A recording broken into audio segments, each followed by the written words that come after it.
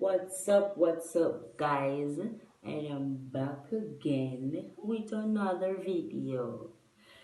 But in this video, we're going to be discussing essential oils that are good for your hair in so many ways. There's so many benefits from using these essential oils in your hair. So let's just get into it. So the first one we're going to be discussing is our rosemary oil, okay? Rosemary oil. So that prevents hair loss and promotes nerve growth. Yes, nerve growth. I said nerve growth because everything connects up here and it all has to do with your circulation and all of that. It also improves circulation and helps dry and itchy scalp. And it prevents your hair from being starved of blood supply, as I was saying to you guys. Because you know that in order for your hair follicles to grow and to have new hair, you have to have a good circulation going on up here. So one thing that I can tell you guys to help with the circulation is when you massage your scalp, and I told you guys this in a video earlier. What you can do is lay on the bed and massage your head for a good circulation, right guys? So yeah, that's just a hack that I learned. Okay, so our next oil is our lavender oil, and this helps with hair growth. It speeds up the healing process also. So for instance, if you have something wrong with your head, if you have dandruff and you scratch it and it's sore, this can help with the healing process. It also deep conditions the hair and keep it shiny and help to control dandruff. Okay guys, so what you can do is you can massage your scalp and leave it for overnight with a towel wrapped around it, so that can help. As I said, listen, you massage the oil in your hair and you wrap a towel around it and leave it to stimulate your scalp, right guys? Yes. So our next oil is the lemon oil. I've never heard about this one before. I recently learned about it, right? So lemon oil is a antifungal, has antifungal properties that maintain the scalp health and control the production of oil build up on the scalp, okay?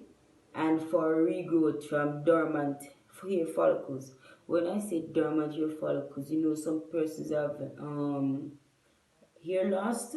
So if you have a bald spot, you want to get rid of it, this lemon oil can help, right? So it speeds up hair growth, and it make hair grow into parts that you never believed that hair could be grown. So I need to get me some because I have a bald spot right here. I never used it before, but I'm telling you guys about it, right? So it helps with dermal, and there's a lot of persons who have bald spots and who need to get that hair. So listen, if you have like hairy skin, for instance, I think all of these oils can be used on your skin as well, because hello, hair, skin, everything connects, right? So if you have a lot of hair, for instance, and you have a bald spot over your eyebrow, you need it to grow back, you can probably put it on it, right? Yeah. So let's just continue. So the next one is sage oil.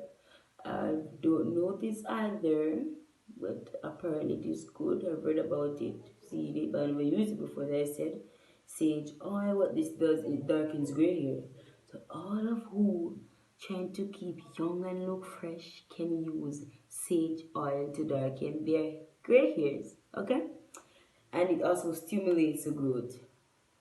Most of them does that, stimulate the hair growth and such. Rich in antioxidants, that is very good, and which helps to prevent and reduce formation, of new gray hair. So basically what it does is that it's like it take away like forever, because you put it in your hair, it's going to darken the gray hair, right? And it's not going to let any come back. So isn't that good? So yeah, it stops all of those things. I guess I should save some for later days. Anyway, peppermint oil. Everybody know peppermint oil. Peppermint oil definitely stimulate the hair follicles, and it's also good for your skin. I've heard you can use it to stimulate the hair growth, and you can also, as I said earlier, with they say you rub up your head here with it, and you get that tingly feeling. You know that, and unclogs the hair, unclogs the hair follicles. Some persons have really oily scalp, so you're going to need that to just unclog it. Your hair can breathe, prevent hair loss, and it has a fresh smell and a tingly sensation on the skin and in the scalp. So that's just beautiful, right, guys? Beautiful. Who would want to feel that? It's almost like Vicks. Rub it on your hair, you feel it on the skin, it's tingling, you know that your hair is glowing, it's going to be glowing and shiny. Who doesn't want that? Anyway, let us move on. So our next oil, guys, is our rose oil, and this is also a special one.